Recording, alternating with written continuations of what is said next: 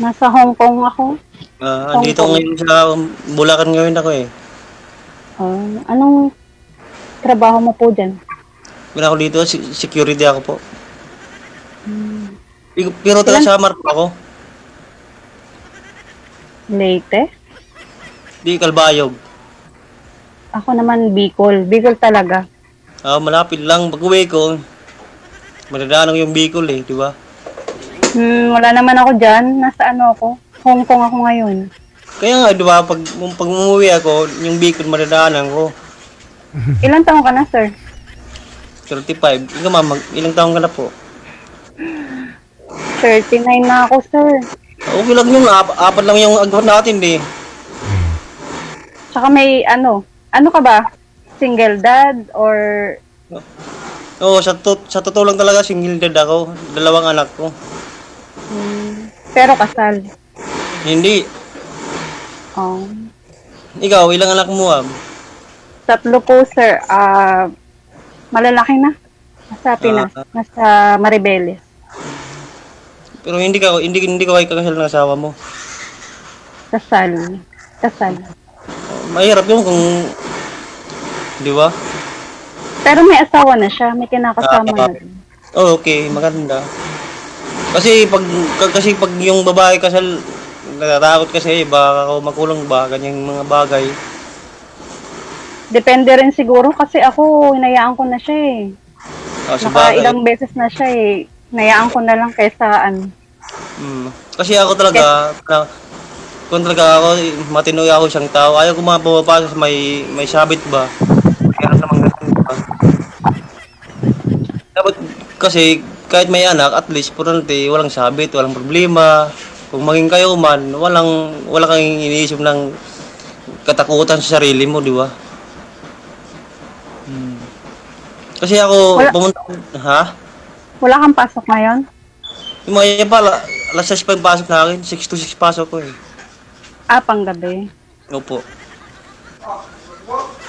Nasaan ka nga ulit? Bulacan? Andito ang Bulacan Kalumpit. Pinagpapawisan na ako. Hindi ko mabuksan yung electric fan. Mga dito rin, pinagpapawisan ngayon. Siguro ko, tadhana siguro kasi pinagpapawisan tayo. May na masyado yung boses mo, sir. Okay lang, at least nakikita ko yung mukha mo, ma'am. Nakikilig nga ako eh. Kilig agad. Siyempre, kasi parang mukha mo nakikita ko eh. Siguro ko, pagkatao mo siguro mabait ka. Basta, malas lang natin kasi yung mga asawa natin ba, nagloko lang, di ba? Bakit kayo naghiwalay, sir? Kasi yung asawa ko, naghiwalay kami. Pero walang problema yun kasi siyempre alam mo naman yung mga cellphone, di ba? Andyan mga kalokohan, oh. Oo. Ako, nag-umpisa lang ako mag-FB nung yung totaling nag-aaway na kami. Doon lang ako nag-FB. Kasi, ang hirap naman pagka lagi na lang, siya yung naglolo ko. Inano ko rin yung sarili ko, nilibang ko na lang din. Kaya nga, ako sa totoo lang, yung paghiwalay ng asawa, nung paghiwalay ng asawa ko, wala talaga kaming away, walang problema. Sabi niya sa akin, kasi dito sa Manila, may kapatid siya, hindi pa alam sa akin, ganun. Magbakasyon siya, siyempre ilang years sila hindi nagkita eh. Pinayagan ko. Tragis, ilang mga buwan, nakita ko sa mga... sir. Diba, siyempre ba, yung mga pinagdaanan ko ba, sobrang sakit ba na naghiwalay lang kayo ng wala lang yung nangyari, di ba? Pero, ilan taon na yung mga anak mo, sir? Ha? Ilan taon na yung mga anak mo? Yung anak ko, yung panganay ko, 11 na. Yung pangalawa ko, siguro mga 9 na. Maliliit pa. Ako kasi malalaki na. May apo na nga ako, sir eh. Okay lang yan. Malalaki na anak ko. 23 yung panganay ko. Then yung pangalawa, 21. Siguro ko naman, nag-asawa ka, siguro bata pa, no? Maaga. Maaga talaga. Classmate ko siya eh. Tapos nabigo. Hindi naman. Matagal kami nagsama. As in, 19 years. Mm. After nung kinasal kami, ganun na yung nangyari. Parang mas lalo pang nawala yung ano namin, nung after namin kinasal kami. Kaya nga yun, ma'am, hirap talaga yun, dapat yung may asawa ka na dapat, manahimik tayo sa buhay natin, yung isipin natin yung mga future lang para sa anak natin, di ba? Pero, nasaan yung anak nyo ngayon, sir? anak ko dito sa akin, pero, siyempre, andito ako sa Bulacan kasi, nagtrabaho ko, si mama ko sa Samar. Ibig sabihin, wala walang kinuha yung asawa mo na isa sa mga anak. Wala, sabi ko ng mama ko, pag pumunta yung asawa ko dyan, huwag mong ipadala yung mga anak ko kasi di ba? Abandon yan, di ba? Tama. Kasi ako din wala, nasa akin lahat yung mga anak ko.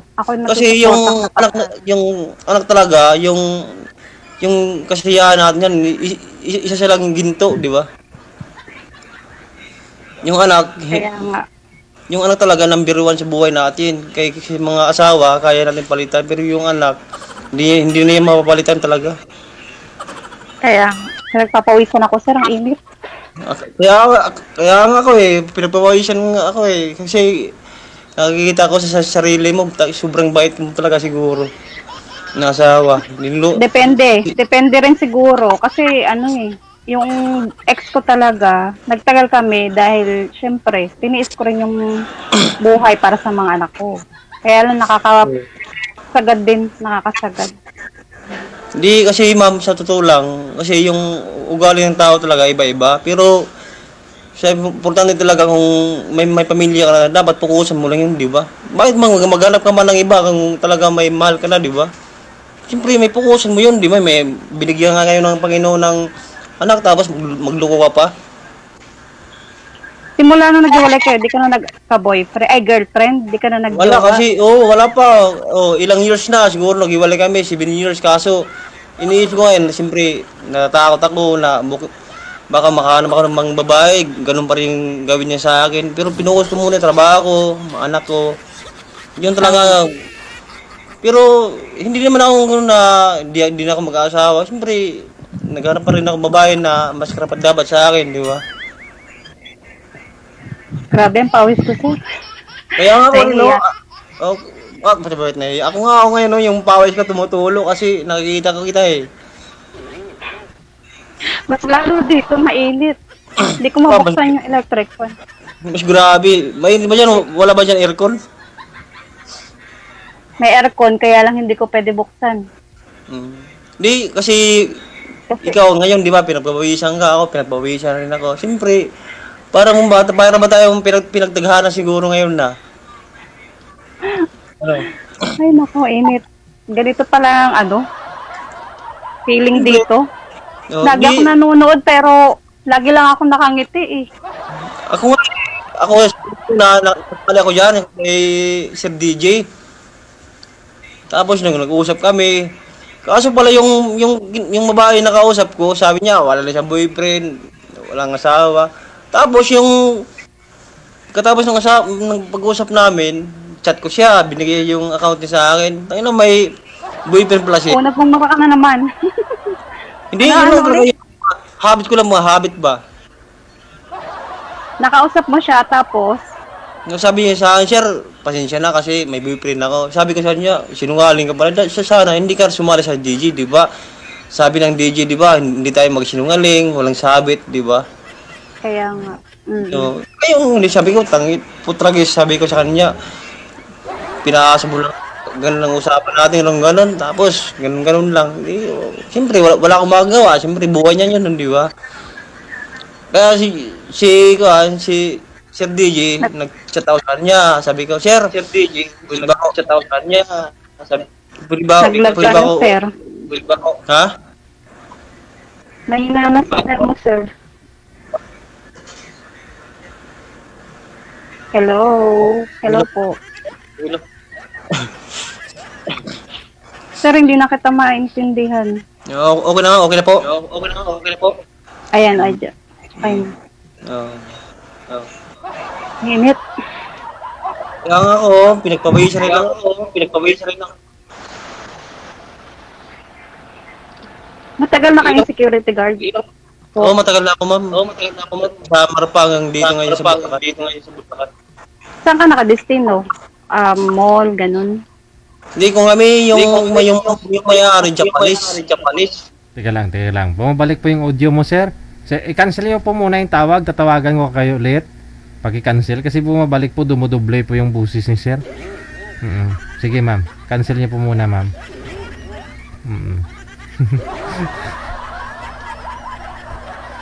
Masadya talaga ito.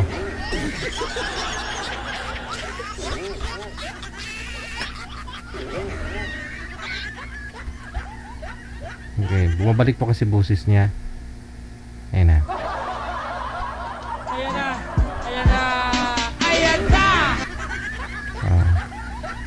Sir, saan ka na po, sir?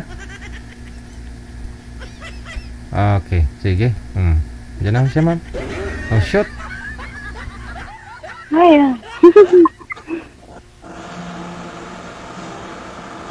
ano na, sir? Kwento ka pa. Nandito ba ako? Hindi, kasi kanina naglag ka. Kaya inano ni DJ, di ba? Kaya nga eh. Kasi yung paglag ko talaga, ilang buwan na yun eh. Sabi sa akin, maghintay ka lang. Siyempre, marami nakapilas talaga. Pero okay lang, at least, ngayon, meron na ako ngayon nakausap ng babaeng matino. Siya natuloy-tuloy na yung kausap ko na isang babae. Ilang taon ka na ulit? 30?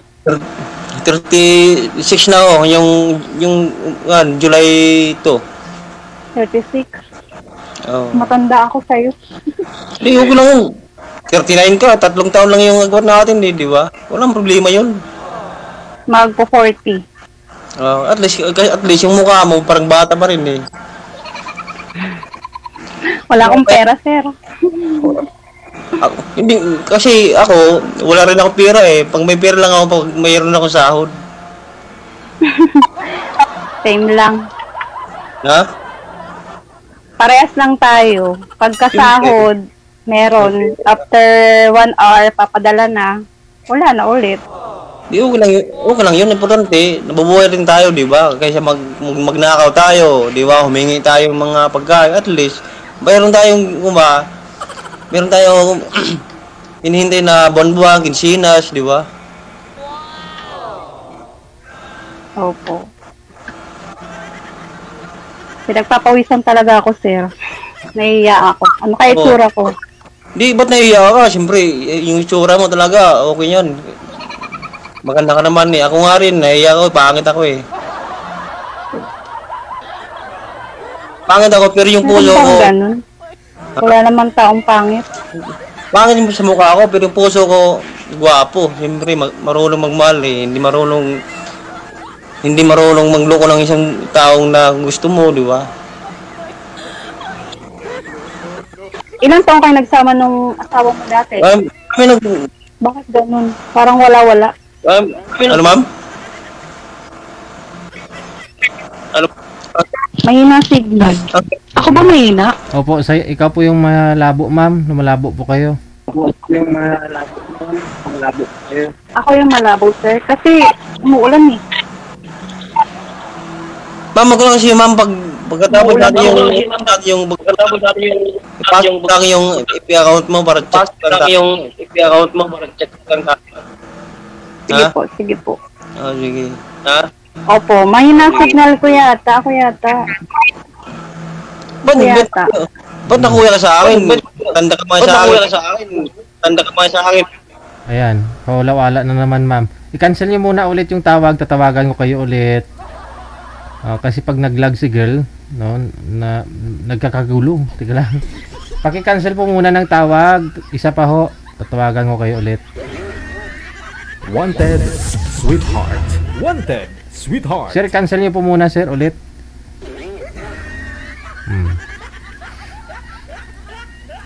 Ayan.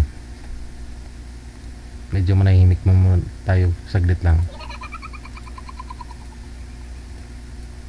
Yan po yung profile natin sa Viber. Wanted, sweetheart. Wanted, sweetheart. Okay. Nandiyan na. Ayan na. Mahina signal ko. Okay na. Umuulan kasi dito, kuya. Kahit kanina. Wag mo na daw kuyahin, ma'am. Sweetheart na lang daw itawag mo sa kanya kasi mas bata pa naman daw siya eh.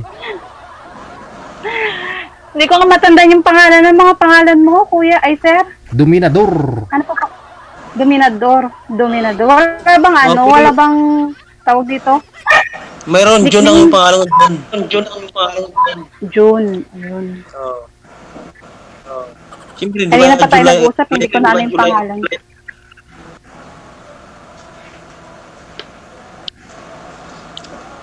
Kwento ka pa, kuya. Ay, June. Ikaw muna para sagutin ko yung Ano ba itatanong ko? Balik talaga yung audio ninyo. Kay sino kaya yun? Try mo i-loudspeak yung cellphone mo, ma'am. Try mo i-loudspeak. Bunutin mo yung headset. Loudspeak ko po. Sige po. Wait ko. Ayan.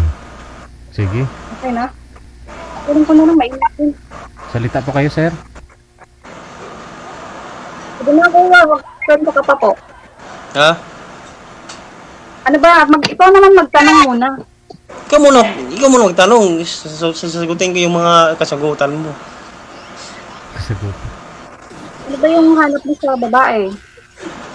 Di, alam mo, sa totoo lang, yung gusto ko sa babae, mabait, tapos, pag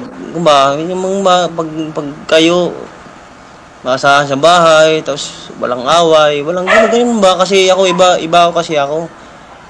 Sir, Gusto paano ko- yun? Ay, kuya. Ha? Ay, June. Malayo ako. Nasa Hong Kong ako. Di okay lang yun, ma'am. Di ba, sabi ng mga matanda, di ba? Kasili nga, yung kawali, nagkikita nga, di ba?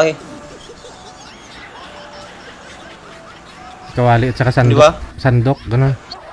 Nakikita. O, yung sandok, pati yung kasili, di ba? Nagkikita rin kahit malayo sila. Paano yung pagka umuwi ako, 2025 pa, may hintay mo ba ako? Anong year? 2025. Di okay lang yun, malapit lang yun eh. Hintayin ko, dalawang taon lang yun eh. Nakaya nga Kaya. ni Sir 7 taon na walang girlfriend. Sakto lang yun kasi yung kontrata ko dito sa Bulacan, 25 pa rin matapos. Hindi, okay lang yun, pag-uwi mo, sunduin kita sa airport. Ano ba height mo, kuya? Ay, June. Ha? Height mo, anong height mo? 5'7" height ko. Matangkad. Okay lang yun. 5'5". Ikaw, anong height mo? Ilang height mo? 5'5". Okay lang yun. 5'5", 5'7". Dalawa lang yun eh. Dalawang pagitan lang yun. Paris talaga, di ba? Yung height mo, pati yung uwian mo, 2 taon lang, ano? Kaya, Oo. Sige, kasi sabi ko sa sarili ko dito siyempre din sa trabaho, kontrata eh. Kontrata namin dito, 25. Siyempre, uwi ka 25. Oh. Chat mo lang ako, para sunduin kita sa airport. Okay lang bang sa'yo? naka-stay in ka? Ha? Stay in? Di, nagkuna ko dito, nagbo-boarding house lang, pero yung trabaho ko malapit lang, ilang kilometro lang eh. Naglalakad lang ako. Maganda, tawag dito, Tipid ba sa mamasahe ba? ayan, nakakaipon pa. Nakakaipon ka pa. Yung papamasahe mo, ipon mo muna sa lata. Anong lata? Lata, di syempre, din mo ipon yung pinapamasahe mo, di pagka dumami, o di saka mo, makabili ka na ng motor. Diba? Siyempre, ako talaga, may pinundar na talaga ako. Yung bahay ako noon, may nung asawa ko, tapos may motor ako. Kaso lang, yung naghiwalay kami ng asawa ko, yung bahay, bininta ko eh. Kasi siyempre, iba talaga yung buhay ko noon, naghiwalay kami ng asawa ko, parang gusto ko na ayaw ko na mabuhay sa sarili ko kasi alam mo naman yung pag isang tao mahal mo, tapos bigla lang iniwan sa aire, di ba? Halos yung buhay mo, ikakamatay mo na, pero buti lang may Mayroon pa rin taong mga mabait na nagpapayo sa'yo na ganyan, isang babae lang yan.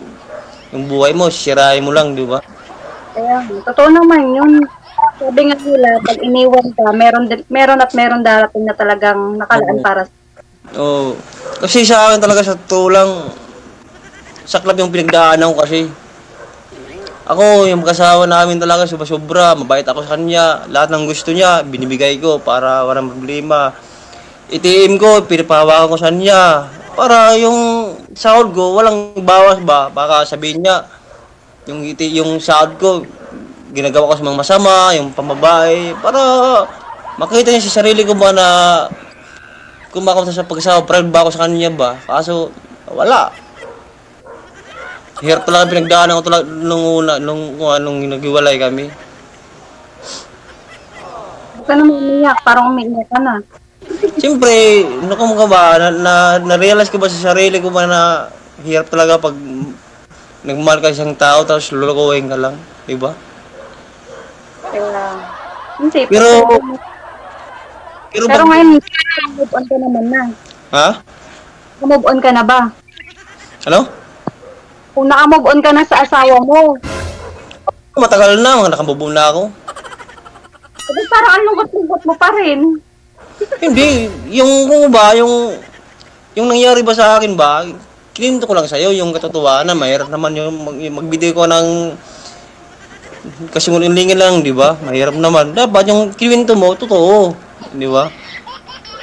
Kung halimbawa, umuwi ka dito sa Pinas, tapos mag-uusap tayo ng kasinsinan, baka sabihin mo, nagsinungaling lang ako, di ba? At least, kahit malayo tayo, yung mga sinasabi ko sa iyo, at least totoo, di ba? Mahirap naman yung magbitiw ng mga salita na hindi totoo, di ba? Dapat katotohanin mo na lang. Yun talaga ako kasi iba ko eh. Tangkol ako sa kung ba. Bait akong tao. Hindi talaga ako sinungaling. Ayaw ko lang kasi pag mayroon akong babae na sinasaktan ako kasi iba ako talaga magmahal eh. Pero, anong para mo? Ha? Hindi ka pa yata naka-move on. Hindi. Ikaw talaga. Di ba, sinabi ko lang sa iyo ba, ito lang yung nangyari sa buhay ko.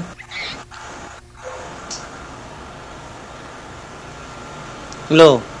Ito naman ang magtanong ko yung Aisha. Ha? Ako naman tanongin mo. No, sige, tatanungin kita. Ano mga gusto mo sa isang lalaki?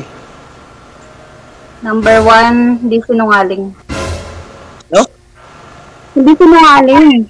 Oh, isa na ako yun. Number 1 na yun. May point na ako nun. Tapos? Hindi babaero. Oh, hindi ko babae. Ako lang talaga pinapang ko para sa pamilya ko. 2 points na ako. Naka 2 points na ako sa sinasabi mo ngayon. Sigurado? Oh, siyempre naman. Baka naman, marami ka palang kasipit. Wala. Ako sa totoo lang, nagtrabaho ko dito para sa mga anak ko. Yun lang. Kahit yung mga, wala akong bisyo, hindi ako uminom, hindi nga ninigarilyo ko eh. Siyempre, pumunta ko sa Manila dito, yung pera ko, hindi ko ginagawa yung mga kalokohan. Ginagawa ko yung kabutihan. Para yung mga anak ko, yung pangailangan nila, mayroon ako may bibigay. Yun talaga yung pinunta ko dito sa Bulacan. Di ba? Pag wala kang pasok, anong ginagawa mo? Dito lang, maghapon din ako dito sa barracks ko, sa inupahan ko, magtulog lang hanggang pagpasok ko. Gising, kain, pagtapos kain, tulog, gising na naman bago pumasok. Akala ko, nakikijoin ka sa iba. Akala ko nakikijoin ka sa iba. Hindi ako ganun talaga kasi yung... Hindi ka Ha? Hindi ka nagiinom? Hindi ako iinom. Yung naghiwalay kami ng asawa ko, yung bisyo na akin talaga, wala na talaga yung naging kami. Pero kahit naghiwalay kami ng asawa ko, yung hindi ko na pinagpatuloy yung bisyo ko kasi wala yung mangyayari sa sarili mo. Problema lang yung madarating natin yan, di ba? Kaya yung sabi ko sa sarili ko, yung ibibisyo ko, ibibigay ko lang sa mga anak ko para, di ba, masaya pa sila, o yung pangailangan nila, gusto nila, tawag sila, damit, meron ka ba ibibigay sa mga anak mo, di ba? At least. Kasi ako dito, ito lang kasi, yung pagkatrabaho ko dito sa Bulacan, hindi ko ginagawa mga kalokohan. Yung mga kaibigan ko ininyaya ko, sabi sa akin, Buds, pasyal naman tayo, wag lang palagi diyan sa barracks mo. Siyempre, ako advance ba ako? Siyempre, hindi natin maalam yung mga tao nandun sa labas, di ba? Siyempre, matulog ka lang dito, walang problema pa. Kaya sa labas, mag-inuman, maglasing, magrambulan, di ba? Ba't malungkot ang beshi ko? Kasi malungkot ang lola mo. Sana all. Kaya nga parang lungkot mo eh. Yung mga kaibigan mo para di ka makamove on eh. Kaya mo na yun, sabi ko lang sa'yo, enjoy your life. Kaya nga ako talaga, yung pagsabi mo sa akin, hindi nakamove na ako, pinapaliwanag ko yung nangyari sa akin. Para at least, alam mo yung katotohanan, di ba?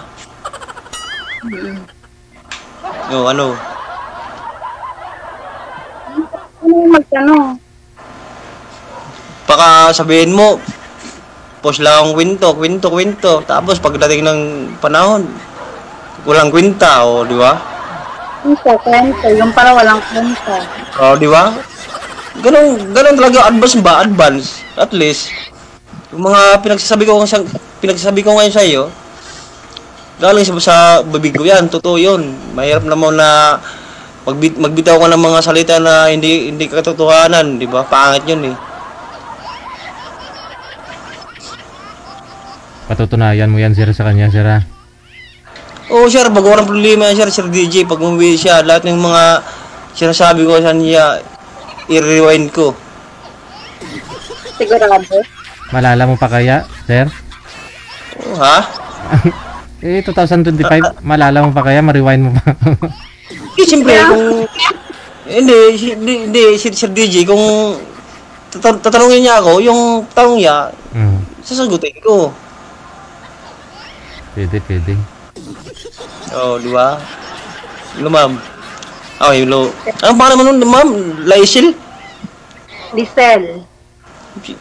Yung spelling ng Lysel, iba-iba, di ba? Oo, magkakaiba.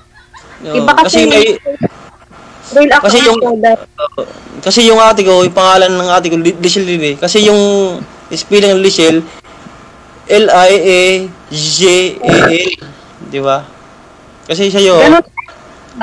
Ganun nga yung spelling ng pangalan ko. Pero yung Lysel mo, hindi... Okay rin. Ha? Iniba ko lang. Kaya pala. Yung ako, naka-private.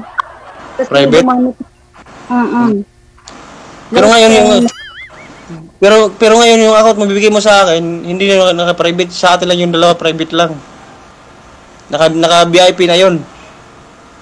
Paano hindi ko maintindihan. Diba, sabi mo yung account mo, diba, naka-private. Pag binigay mo sa akin yung account mo, VIP na yun. Anong VIP? VIP ba? Dalawa nakakalam ba? Pakinggan mo muna ako. Naka-private yung account ko kasi nga, merong gumamit ng pangalan at saka picture. Kaya walang sa akin pag hindi ka kaibigan. Pag hindi ko friends sa office.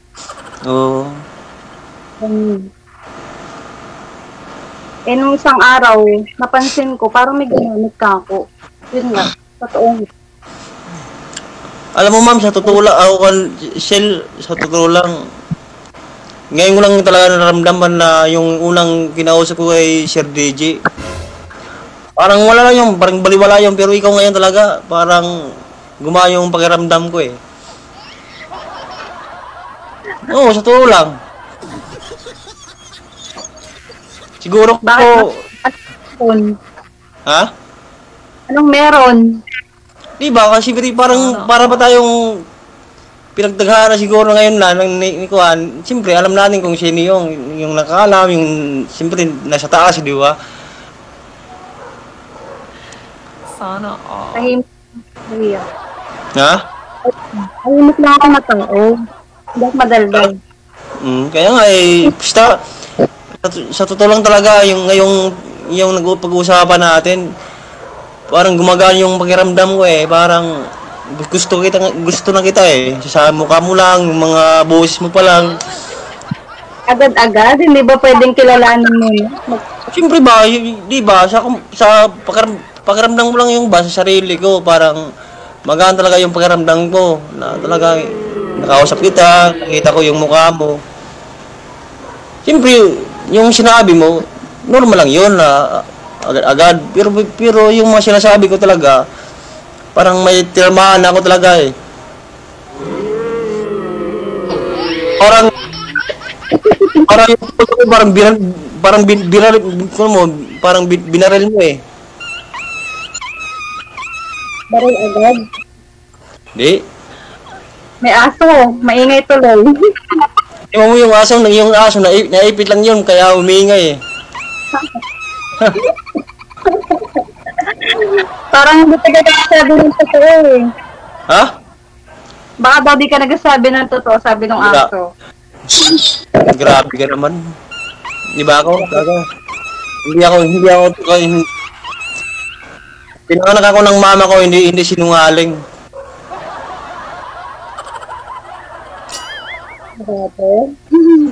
Oh, promise. Mayroon akong isang salita. yung mga binitawang mong salita, totoo yun, hindi yung sinungaling. Mahirap naman magbitiw ng mga salita na hindi mo tinutupad, di ba?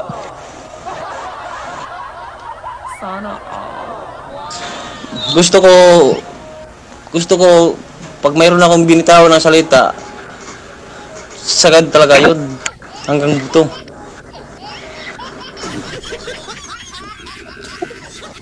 Sige, na. Isagad mo lang. Good luck sa inyong dalawa, ha, ma'am. Dominador, sir. Thank you so much. Good luck sa pagkikita ninyo. Maraming salamat. Bye. Yung ipon mo, yung account mo, Facebook mo, ipasa mo sa akin. Yes. O, sige, na. Magbigayan na ako kayo ng mga Facebook account ninyo.